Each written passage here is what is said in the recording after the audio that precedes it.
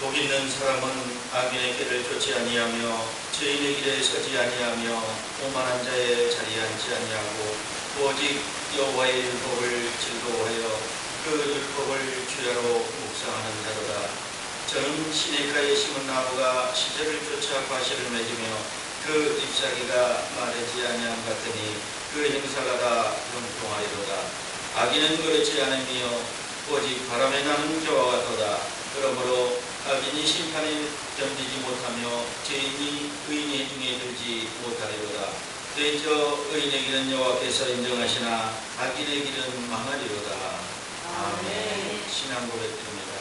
전능하사 천지를 만드신 하나님 아버지를 내가 믿사오며 그 내 아들 우리 주 예수 그리스도를 믿사오니 이는 성령으로 잉태하사 동정녀 마리아에게 나시고 본디오 빌라도에게 고난을 받으사 십자가에 못 박혀 죽으시고 장사한 지 사흘 만에 죽은 자 가운데서 다시 살아나시며 하늘에 오르사 전능하신 하나님 우편에 앉아 계시다가 너희로서 산자와 죽은 자를 심판하러 오시리라. 성령을 믿사오며 거룩한 공예와 성도가 서로 교통하는 것과 죄를 사하여 주시는 것과 범이 다시 사는 것과 영원히 사는 것을 믿사옵나이다. 아멘.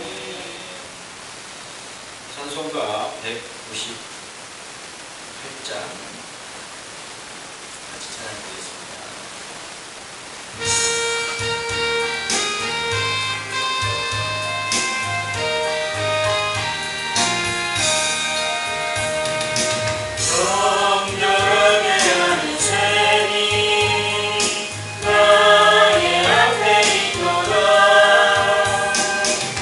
성령께서 공부하되 시시한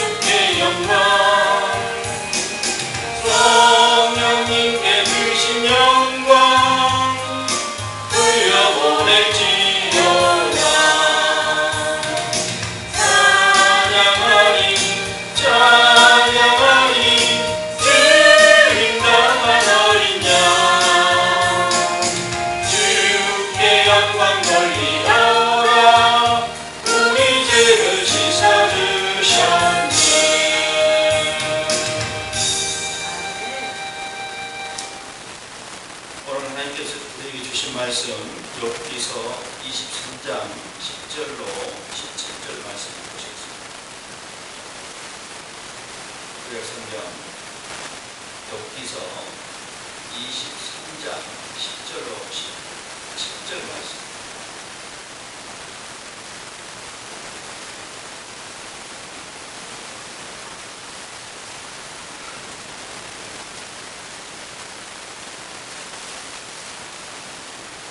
찾으셨으면 저와 한 절씩 교독하겠습니다. 나의 가는 길을 오직 그가 아시나니 그가 나를 단련하신 후에는 내가 정금같이 나오리라. 내 자기의 걸음을 따라왔으며 내가 그의 길을 지켜 치우치지 아니하였고 내가 그의 입술의 명령을 어기지 아니하고 일정한 음식보다 그 입의 말씀을 기히 여겼구나. 그는 뜻이 일정하시니 누가 능히 돌이킬까. 그 마음에 하고자 하시는 것이면 그것을 행하시나니 그런즉 내게 작정하신 것을 이루실 것이라. 이런 일이 그에게 많이 있느니라. 그러므로 내가 그의 앞에서 떨며 그를 생각하고 그를 두려워하는구나. 하나님이 나로 낙심케 하시며 전능자가 나로 두렵게 하시나니 그는 어둠으로 나를 끊지 아니하시고 흑암으로 내 얼굴을 가리우지 아니하셨으리라. 아멘.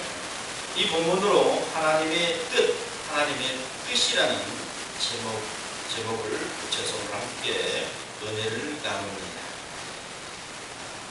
기도하겠습니다. 하나님, 오늘도 저희들에게 귀한 성의를 허락하시며 감사를 드립니다. 하나님과 무더위 가운데도 저희들 건강을 지켜주시고 오늘 귀한 성일 온전전으로 불러주셔서 하나님께 진령과 진정으로 예배할 수 있도록 은혜 주셨음에 감사를 드립니다. 우리가 그 은혜의 은택을 잊지 않게 하시고 늘 하나님의 그 은혜 가운데 살게 하여 주옵소서. 무더위 가운데도 저희들의 건강을 지켜주시고 앞으로도 더 강건하게 붙들어 주시옵소서. 오늘도 말씀을 들을 때 우리의 마음이 뜨거워지고 체질이 바뀌며 마음이 변화되는 놀라운 일들이 일어나게 도와주시옵소서. 오늘도 하나님의 뜻을 세우지 못했다면 오늘 말씀을 들을 때 하나님을 향한 목적을 세우고 인생의 목표를 세워서 하나님 나아갈 수 있도록 인도해 주옵소서. 하나님께 소망을 둔 자는 결코 멸망하지 않고 결코 줄이지 않는다고 말씀하신 것처럼 하나님의 나라를 위해서 우리가 일쓰고 본쓰는 그런 놀라운 역사들이 삶 가운데 나타나게 도와 주옵소서. 예배를 주관하신 하나님께 감사를 드리며 예수님의 이름으로 기도되옵나이다. 아멘. 할렐루야. 저는 하나님의 뜻이라는 제목으로 함께 은혜를 나누겠습니다. 여러분들이 잘 아시는 이 욥기서 내용의 23장 10절의 말씀인데, 나의 가는 길을 오직 그가 아시나니 그가 나를 단련하신 후에는 내가 전문같이 나오리라. 이렇게 얘기했습니다. 사실 본문은 성경의 내용을 그대로 이렇게 본다면 욥의 친구 대만 사람 엘리바스의 세 번째 말의 대답의 글입니다. 사실 29장까지는 욥과 욥의 세 친구들의 계속 변론과 답변의 내용들을 계속 이어가고 있습니다. 그 내용 중에 한 부분입니다. 이 욥기서는 욥과 세 친구들의 논쟁입니다. 이 세 친구는 엘리바스, 지금 23장에 나왔던 엘리바스 대답이죠. 그 대만 사람 엘리바스와 수아 사람 빌닷과 라마 사람 소발, 이 세 친구들이 계속해서 욥의 믿음을 체크하고 그 믿음에 대한 부분들을 계속 이제 나타내면서 욥이 그 내용에 대한 변론을 하는 내용들이 쭉 지금 이어져 가고 있는 본문입니다. 그러나 오늘 본문에서 엘리바스는 이런 이야기를 합니다. 전능자 하나님을 너에게 해줄 수 있는 것이 거의 없다. 전능자 하나님이 해줄 수 있는 것이 없다. 그리고 사람이 어찌 하나님을 유익하게 할 수 있느냐? 별을 한번 보아라. 저렇게 높이 있는데 그럼 하나님은 얼마나 더 높은 곳에 계시지 않겠느냐. 그런 하나님이 어떻게 사람을 돌보고 무엇을 할 수 있느냐. 산에 나무를 봐라. 빽빽히 들리는 그 나무를 보면 그 나무를 누가 관리하며 어떻게 그 높은 곳에서 그런 것들을 다 관리할 수 있느냐. 이제 엘리바스가 높이 계신 하나님이 어떻게 인간들을 그렇게 돌볼 수 있느냐, 그렇게 요백에 얘기하는 것입니다. 사회생활 맞는 거예요. 하나님이 높이 계시고 별 위에 계신 분이 하나님이신데 높이 별을 봐라. 그 별들이 사실상 우리 인간들을 봐도 정말로 점 하나처럼 보일 텐데 어떻게 하나님께서 우리를 돌볼 수 있느냐. 그거는 어림도 없는 소리다.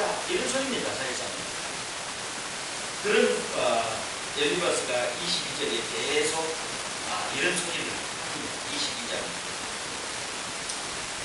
그 내용의 다 소리를 듣고 나서 욥이 이제 얘기를 하는 거죠. 그 얘기 속으로 부분이 들어있습니다.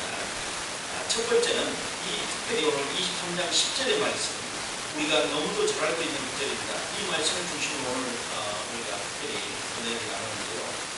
첫 번째는 인생의 목적을 가져라. 인생의 목적을 가져라. 10절 말씀처럼 나의 가는 길을 오직 그가 아시나니 그가 나를 단련하신 후에는 내가 정금같이 나오리라. 우리의 길을 그분이 아십니다.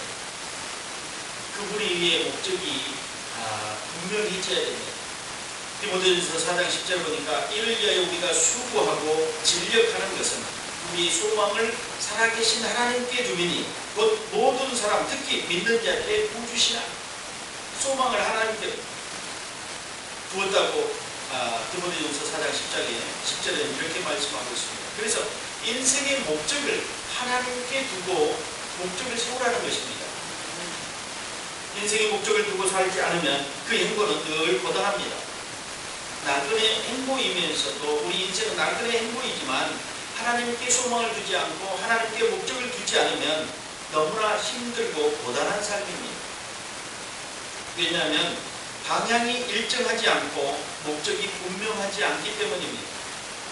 그러나 우리가 세운 목적은 불완전합니다. 하나님이 없는 그냥 우리 일반적인 목적을 얘기하는 것입니다. 그렇기 때문에 하나님께서 나에게 주신 목적을 분명히 깨달아 알고 그것을 따르며 이루는 것입니다. 나의 목적을 세우는데 다른 사람들의 시선이나 말에 생각을 빼앗기지 마시기 바랍니다. 하나님의 자녀들은 바른 뜻을 세우고 그 길을 가야 합니다. 살아가는 동안에는 시련도 있을 수 있습니다. 고난도 넘어야 될 산도 있어야 될 수 있습니다. 강을 건너야 할 때도 있습니다. 그러나 그런 것은 과정일 뿐입니다. 에베소서 1장 11절에 보니까 모든 일을 그 마음의 원대로 역사하시는 자의 뜻을 따라 우리가 애정을 입어 그 안에서 기업이 되었으니. 모든 일을 그 마음의 원대로 역사하신다. 그분은요 누구에게 묻지 않으신 분이에요. 모든 일을 그 마음의 원대로 역사하신 자의 뜻을 따라 우리가 애정을 입었다. 그분의 뜻을 따라 우리가 애정을 입었다. 그분의 목적대로 우리는 흘러가게 돼 있어요. 살아가게 돼 있어요. 그러나 우리가 그분의 목적을 따르지 않으면 우리에게는 엄청난 시련과 고단한 삶으로 살아갈 수밖에 없다는 것입니다. 하나님께서는 홀로 계획하시고 홀로 실천하십니다. 인생들과 상의하거나 의견을 수렴하지 않으십니다. 인류의 구원의 목적에도 혼자 계획하셨고 태초에 천지를 창조할 때도 홀로 일을 하셨습니다. 단지 삼일체이신 하나님께서 같이 일을 하셨지만 그분은 홀로 하나님이시기 때문에 혼자 하셨다고 해도 아닙니다. 잠언서 9장 10절에 보니까 여호와를 경외하는 것이 지혜의 근본이요 거룩하신 자를 아는 것이 명철입니다. 우리가 인생을 살면서 사람들에게 물어보면 무엇이 가장 필요합니까? 지혜가 필요하다, 명철이 필요하다 이렇게 얘기들을 합니다. 그러나 그 지위와 명체를 주관하시고 그 근본이 되신 그 누군가를 말로는 하지 않았다는 것입니다. 하나님을 경외하는 것에서부터 목적이 출발해야 됩니다. 그분을 경외하지 않는 사람이 그분을 통해 목적을 발견한다는 것은 있을 수 없습니다. 사람들은 지혜를 얻으려고 합니다. 책을 보고 훌륭한 명사들을 초청해서 강연을 드리려 합니다. 그 강연 속에서 자기의 목적을 발견했다고 하는 사람들도 있습니다. 그럴 수 있습니다. 그러나 인생은 하나님이 열어가시고 계획하시는 시간표 속에 역사하게 되어 있습니다. 그 시간표의 주인공이신 하나님께서 우리를 이끄신다면 어떤 목적과 비교할 수 있겠는가? 그 한 것입니다. 자기 스스로가 세운 목적이나 소망도 있을 것입니다. 그러나 그것은 자기가 세우고 자기가 지키고 만들어가는 자기의 꿈이자 자기의 욕망일 것입니다. 에베소서 1장 5절에 보니까 그의 기쁘신 뜻대로 우리를 예정하사 예수 그리스도로 말미암아 자기의 아들들이 되게 하셨으니 이렇게 말씀하고 있습니다. 우리에게 그분의 기쁘신 뜻이 있었다고 합니다. 행복하지 않습니까? 만물을 발 아래 두신 분입니다. 그런 분이 우리에게 관심을 가지고 계시며 우리의 구원과 우리의 소망의 목적의 뜻을 가지고 계셨다는 것입니다. 우리는 행복한 사람입니다. 같이 한번 해봅시다. 우리는 행복한 사람이다. 우리는 행복한 사람이다. 정말로 행복한 사람이라고 생각합니까? 네. 정말로 행복한 사람입니다. 왜냐하면 그분이 우리에게 뜻을 두었다고 합니다. 뜻을 두고 계셨다고 합니다. 인생의 목적을 분명하게 가지고 살아가는 우리 건축자들은 행복자입니다. 학식이 높고 낮음과 물질의 많고 적음이 아니요 환경의 낮고 높은 이 퀄리티가 우리에게 전부가 아니라는 것입니다. 하나님과 함께 인생을 만들어가는 것, 하나님께 목적을 두고 살아가는 것, 진정한 인생의 목적이자 소망일 것입니다. 우리가 그 인생의 목적과 소망을 분명히 깨달아 알고 또 분명한 목적을 정하고 살아간다는 것이 얼마나 중요한지 모릅니다. 이 두 번째로는 하나님에 의해 만들어져 간다. 무엇이요? 인생들의 목적이, 인생들의 목표가 하나님에 의해 만들어져 간다는 것입니다. 하나님께서 주신 목적은 그냥 주어진 것이 아닙니다. 그리고 주어졌다면 많은 시간을 통해서 훈련하십니다. 그렇게 해야만 온전하게 그의 뜻을 이루는 사람이 되어가는 것이기 때문입니다. 그러나 사람들은 그의 뜻을 따르려 하면서 단련하려고 하지는 않습니다. 훈련받으려고 하지 않는다는 것입니다. 낙하산처럼 뚝 떨어지는 것이 아닙니다. 사명은 그렇게 주어지는 것이 아닙니다. 꿈이라면 천천히 만들어져 가는 것이라는 것입니다. 옛날 군사들이 사용하던 칼이 있습니다. 전쟁 무기가 칼이 전부일 때가 있었습니다. 삼국시대, 고려시대, 조선시대 이때 화포나 화차가 생기기 전에는 공성대가 생기기 전에는 다 전쟁에 쓰는 무기 중에 가장 유일한 무기가 칼이었습니다.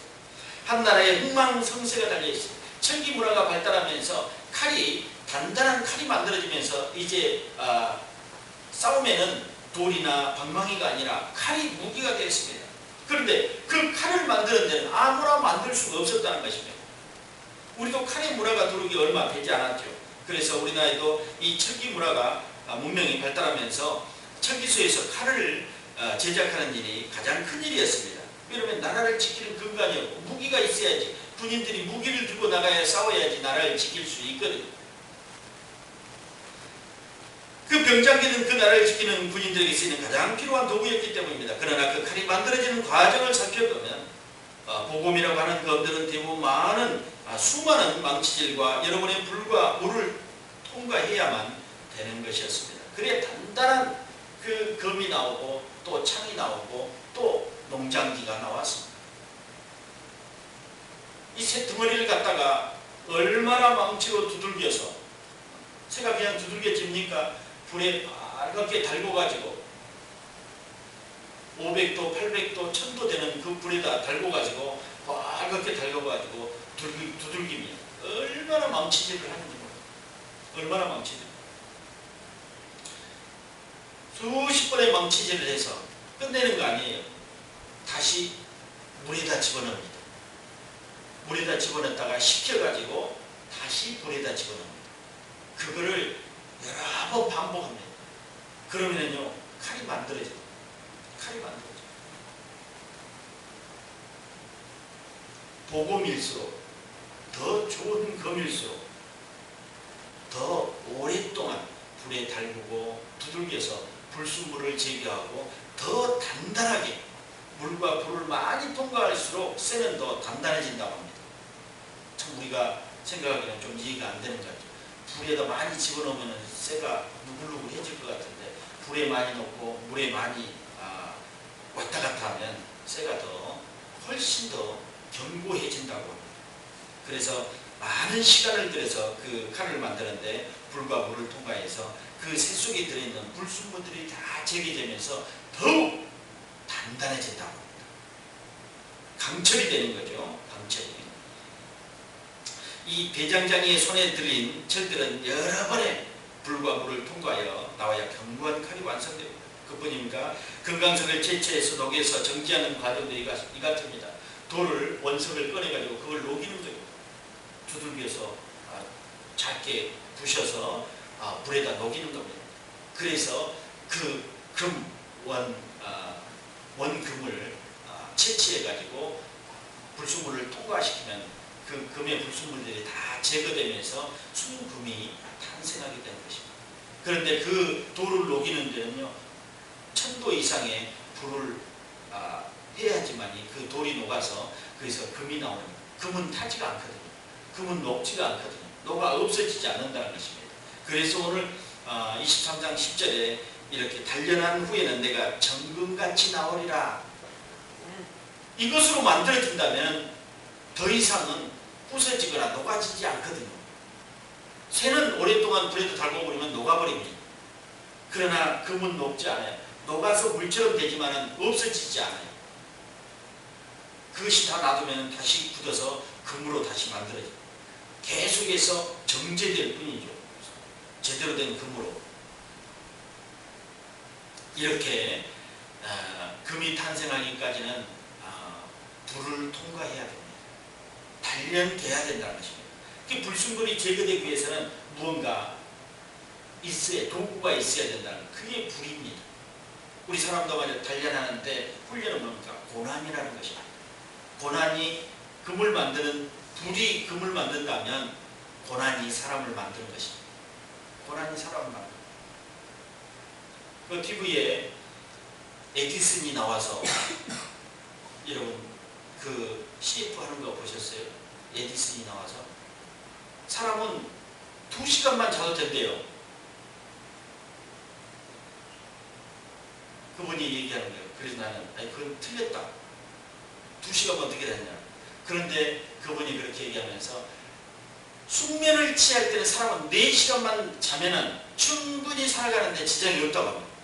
시간이 너무 아깝답니다. 잠자는 시간이. 꼭 그렇지는 않죠. 그분의 얘기입니다. 그분의. 그러면서 그분은요. 숙면을 취할 때는 딱 숙면이라는 게 여러분 거기에 포인트가 있어요.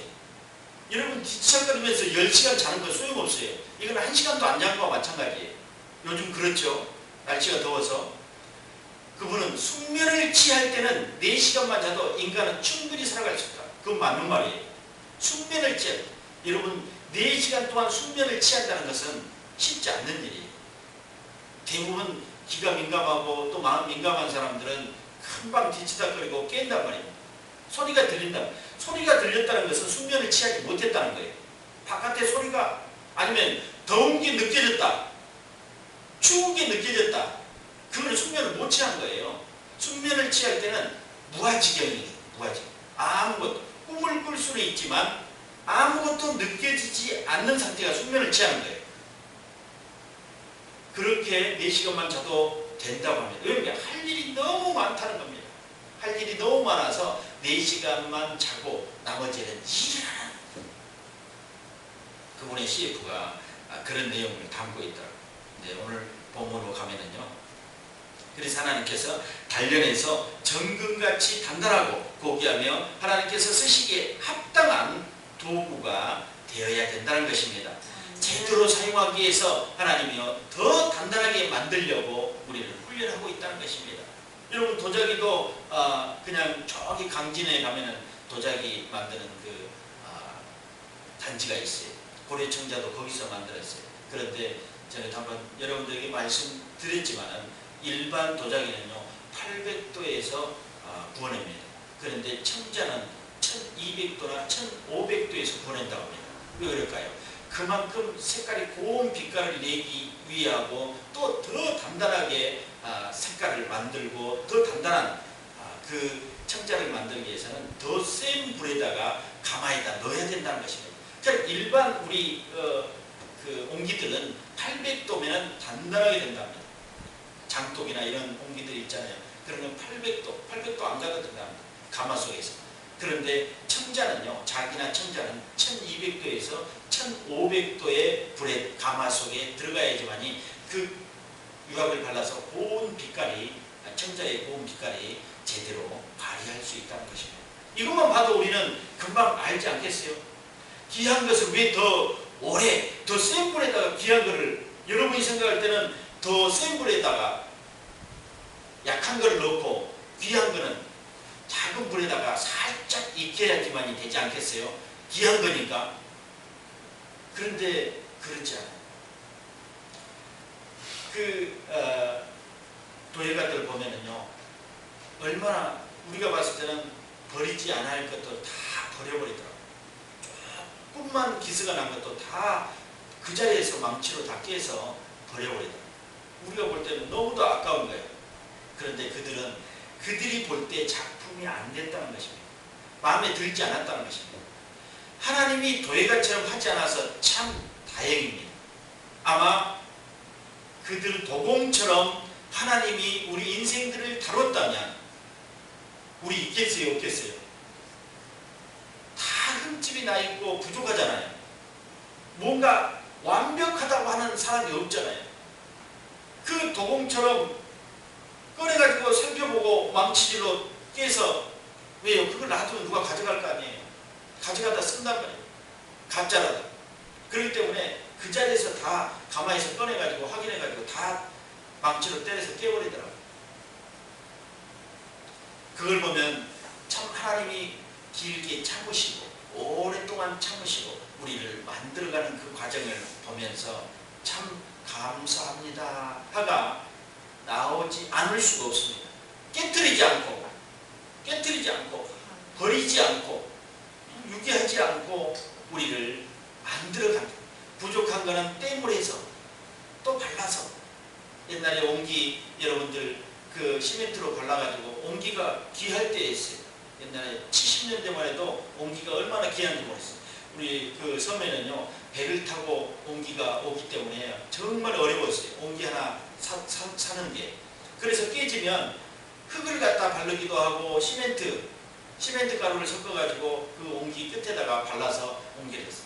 그래가지고 목이 깨지면은요 철사를 감아가지고요.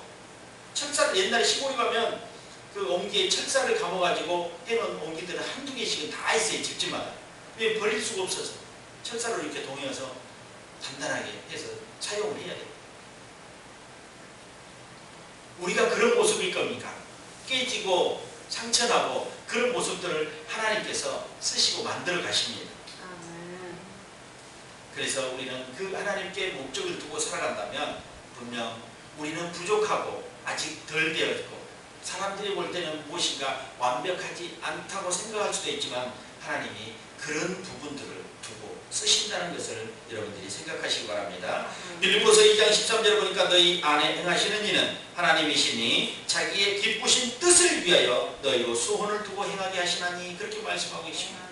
그분이 목적을 주셨기 때문에 그분이 우리를 누구보다 더 잘 알고 계시고 목적에 대한 내용도 잘 알고 계신다는 것입니다. 우리는 단지 주님이 단련하는 대로 순종하는 것입니다. 얼마만큼 잘 단련시켜서 얼마만큼 사용하시려고 하시는지 우리는 모른다는 것입니다. 그러기에 주님의 일에 순종하는 것이다. 먼저 알려고 해도 소용없고 알 수도 없는 일일 수도 있습니다. 그분이 행하고 이끄시는 대로 따르면 된다는 것입니다. 욥기서 42장 2절에 보니까 주께서는 무소불능하시오며 무슨 경영이든지 못 이루실 것이 없는 줄 아오니, 이렇게 욥이 고백합니다. 주께서는 무소불능하시며 무슨 경영이든지 못 이루실 것이 없는 줄 아오니, 이렇게 합니다. 그러니 그분께 우리 기업을 맡기면, 우리 인생을 맡기면 무엇인가 이루어내지 않겠습니까? 인생의 경영을 온전히 맡기는 것입니다. 그러면 그분이 이루실 것입니다. 단지 우리 할 일은 주님의 말씀에 순종하는 것입니다. 아멘. 세 번째로는 하나님의 목적을 인정하고 따르라. 이제 첫 번째 우리가 목적을 세웠습니다. 두 번째는 그분에 의해 목적이 만들어져 갑니다. 세 번째는 하나님의 목적을 인정하고 따르라는 것입니다. 하나님께서 주신 목적을 향해 우리가 해야 할 일이 무엇인가? 두 번째 대지에서 순종하라고 했습니다. 그것입니다. 결론적인 내용이지만 다시 한번 언급합니다. 하나님의 뜻을 따르는 것입니다. 특별하게 요구하지 않으십니다. 그러나 그분은 믿고 따라야 된다는 것입니다. 우리의 모든 일들은 하나님을 아십니다. 하나님이 아신다는 것입니다. 13절에 보니까 그는 뜻이 일정하시니 누가 능히 돌이킬까? 그 마음에 하고자 하시는 것이면 그것을 행하시나니, 14절에 그런즉 내가 작정하신 것을 이루실 것이라. 이런 일이 그에게는 많이 있느니라. 변기하지 않는다는 것. 그분이 우리를 통해서 그분을 통해서 우리의 목적이 세워졌다면 그분은 절대 그 목적을 바꾸지 않으신다는 것입니다. 그런 뜻이 항상 일정하다는 것입니다. 이랬다 저랬다 하지 않는다는 것입니다. 사람의 소리와 같지 않는다는 것입니다. 변함이 없으신 분이십니다. 그래서 사람이 그의 뜻을 돌이킬 수 없다고 합니다. 아마 예수님도 겟세마네에서 아버지의 뜻을 돌이켜보려고 했을 것입니다. 그러나 예수님은 바로 아버지의 뜻이라면 이라는 말씀을 하십니다. 이것이 예수님의 순종의 극치입니다. 순종의 끝이에요. 아버지의 뜻이라면 내가 감당하리. 정말 사람 같았다면 또 묻고 했을 것입니다. 인류의 구원하기 위해서 하나님의 계획을 변개할 수 없다는 것입니다. 그렇기 때문에 예수님을 고통 가운데로 몰아넣었습니다. 오늘 본문의 욥을 생각하면 더 쉬울 수 있습니다. 사람이기 때문에 모든 것을 잃어버린다 할지라도 하나님을 떠나지 않겠다는 욥의 고백이 있습니다. 욥의 고백은 우리에게 다시 한번 신앙을 점검하게 합니다. 모든 것을 잃어버리더라도 하나님의 말씀과 하나님의 그 일을 떠나지 않고 또 하나님이 하신 일들을 이루겠다고 고백합니다. 그 세 친구들의 끊임없는 변론, 논쟁 속에서 하나님을 인정하고 하나님에 대한 신뢰를 결코 놓지 않았다. 그런데 그에게는 엄청난 일들이 발생했다는 것입니다. 엄청난 일들이. 동방의 재산가였어요. 의인이었어요. 많은 재산을 가지고 살았었어요. 그러나 자식도 다 죽게 되고 재산도 다 잃게 되고 하물며 부인까지 그렇게 살 바에는 하나님을 저주하고 당신의 태어난 날을 저주하면서 원망해보라고 그러기까지 옆에서 부추겼습니다. 그러나 욥은 한마디로 하나님을 떠나 살 수 없고 하나님을 원망하고 살 수 없고 하나님을 거부하고 살 수 없다고 합니다. 몸에 악창까지 나서 피부병까지 나서 기와적으로 몸을 긁으면서도 하나님을 원망하지 않았던 것을 보십시오. 오늘 욥기서 12장 10절에 보니까 생물들의 혼과 인생들의 영이 다 그의 손에 있느니라. 욥의 고백입니다. 생물들의 혼과 인생들의 영이 다 그의 손에 있느니라. 아멘. 몸에 악창이 난 게 중요한 게 아니다 이거예요. 내 재산이 다 잃어버렸던 게 중요한 게 아니다는 거예요. 생명이 그에게 있다는 것입니다. 아멘. 그렇기 때문에 그분을 의지하고 있다는 것은 내가 살아있다는 거예요. 그리고 또 뭡니까? 다시 회복할 수 있다는 겁니다. 아멘. 재산은 잃어버릴 수 있고 건강도 잃어버릴 수 있지만 회복할 수 있습니다. 왜요? 생명을 그분이 잡고 있기 때문에 가능하다는 것을 믿었다는 것입니다. 아멘. 또한 12장 16절에 보니까 능력과 지혜가 그에게 있고 속은 자와 속이는 자가 다 그에게 속하였으므로. 여러분 여기에 상당히 의미가 있어요. 능력과 지혜가 그에게 있고, 여기까지 여러분들이 잘 알 것입니다. 속은 자와 속이는 자, 우리 속에 우리 삶 가운데 보면 속은 자도 있고 속이는 자도 있잖아요. 여러분들은 어느 자에 속하는 자인지는 모르지만 속인 자와 속은 자 모두가 그에게 속했다는 것입니다. 그에게 속했다. 그분은 태초부터 예정하시고 우리를 알고 계십니다. 우리는 그의 말씀을 귀하게 여기며 그 말씀에 순종하면 되는 것입니다. 아멘. 하나님께서는 인류의 구원을 위해 십자가를 준비하셨습니다. 그러면 우리에게는 어떤 과정을 통해 이루어 가실까 기대가 됩니다. 믿음으로 하나님의 일을 따르게 되는 것입니다. 우리가 할 수 있는 것은 거의 없습니다. 건축자들이 자신들의 믿음을 날마다 점검하고 하나님께서 주신 시간들을 잘 관리하면서 살아가는 것입니다. 아멘. 그분은 우리에게 이렇게 말씀하십니다. 데살로니가전서 5장 16절 18절 항상 기뻐하라. 쉬지 말고 기도하라. 범사에 감사하라. 이는 그리스도 예수 안에서 너희를 향하신 하나님의 뜻이니라. 아멘. 우리 오늘 목적처럼 이 목적이 하나님의 뜻이에요. 뜻이 목적이라는 것이 다른 말로.